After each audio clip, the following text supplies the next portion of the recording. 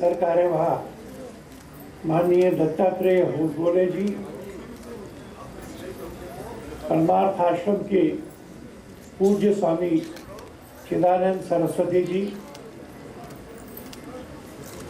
वाल्मीकि मंदिर से पधारे हुए पूज्य श्री कृष्ण शाह विद्यार्थी जी, श्री किशोर मकवाना जी, श्री ओसवाल जी, और आज के इस पूरे कार्यक्रम का आयोजन जिनकी कल्पना और पुरुषार्थ से हुआ है, साध्वी दीप्ति जी और साध्वी लक्षिता जी।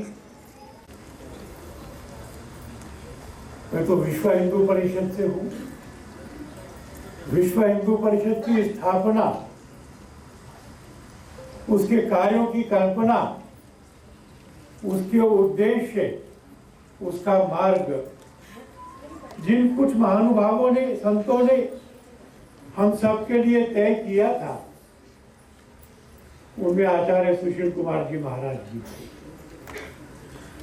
और इसलिए हमारा स्वाभाविक कर्तव्य है कि हम आए, इस पूरे कार्यक्रम में उत्साह से शामिल हो, इस उर्वरा धरती को इस वर्ष में हरा भरा करने का स्वप्न। बहुत सारे कार्यक्रमों में पीछे की लाइटें बुझानी पड़ती हैं क्योंकि वहां की खाली कुर्सियां ना दिखें।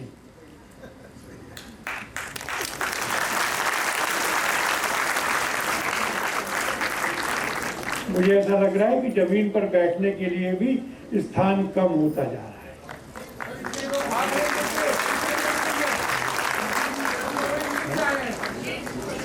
और इस अवसर पर यह आवश्यक है कि हम आज के विश्व में बैकड्रॉप में जो हो रहा है वो उसको भी देखें। भगवान महावीर ने जिस अहिंसा का संदेश दिया था, महात्मा बुद्ध ने जिस करुणा का, हमास के साथ में संघर्ष, लेबनान, सीरिया, रूस और यूक्रेन, और दोनों जो हिंद महासागर और प्रशांत का क्षेत्र, पूरे विश्व पर एक दूसरे युद्ध का खतरा मंडरा रहा है। और ये जो युद्ध होता है, ये जो हिंसा होती है, ये पहले कर्म में नहीं होती, ये पहले मन में होती है। और मन जब हिंसक होता है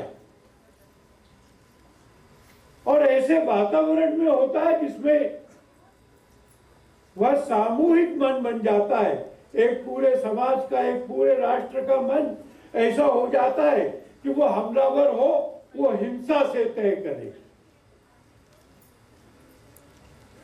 एक बड़ा वर्ग ऐसा है जो धर्म परिवर्तन के लिए भी अंतरात्मा को नहीं पहुंचता, हिंसा का आह्वान करता है। मनों में ये अहिंसा, मनों में ये अशांति, उसका सामूहिक होना, ये चुनौती एक वस्तु स्थिति के सामने आ रही है। भारत और पाकिस्तान ने भी लड़ाइयां लड़ी। उन लड़ाइयों में जब उनको लगा कि हम जीत नहीं सकते, तो उन्होंने 1000 कट्स, 1000 घाव छुट पर लगातार हिंसा की इस मनोवृत्ति का सामना अहिंसा से नहीं हो सकता था। और इसलिए पहलगाम के बाद में एक दृढ़ निश्चयी राष्ट्र ने चुनौती दी, एक आधी रात को आतंकवाद के 9 ठिकानों को नष्ट कर दिया। पर यह भारत ही कर सकता था कि उसके बाद में पाकिस्तान को संदेश भेजा हमने आपके सैन्य ठिकानों पर हमला नहीं किया है, हमने नागरिकों पर भी हमला नहीं किया है, आतंकवादी अड्डों पर किया है। आप बढ़ाएंगे नहीं तो हमारी तरफ से मामला पूरा हो गया। पाकिस्तान ने 4 दिन प्रयत्न किया, 4 दिन के बाद में उसको घुटने टेक करके और ये मानना पड़ा कि युद्ध विराम करो की क्षमता नहीं है। इस पूरे परिदृश्य में मन में कहीं यह स्मरण रखना कि 1957 में गुरुजी ने विश्व, ये अहिंसा अकेले नहीं आती, ये बाकी सद्गुणों को साथ लेकर आती है। अगर हमारे हृदय में करुणा नहीं है तो अहिंसा नहीं हो सकती। अगर हमारे हृदय में परोपकार की भावना नहीं है तो अहिंसा नहीं हो सकती। अगर दूसरे का कष्ट हमको अपना कष्ट नहीं लगता तो अहिंसा नहीं हो सकती। और यह अहिंसा ये कमजोर की भी नहीं हो सकती, ये ताकतवर की हो सकती है। जिसको दंड देने की क्षमता है वह अहिंसा की बात कर सकता है। यह अहिंसा कैसे आएगी, विश्व में शांति और सद्भाव कैसे होगा?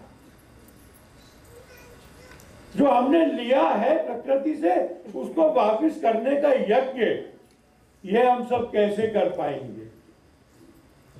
तो उन्होंने हिसाब बनाकर बताया, हम ऑक्सीजन लेते हैं, 9 वृक्ष लगाएंगे तो हम अपने ऑक्सीजन जो हमने प्राप्त किए उसको वापस करने का यज्ञ पूर्ण कर पाएंगे।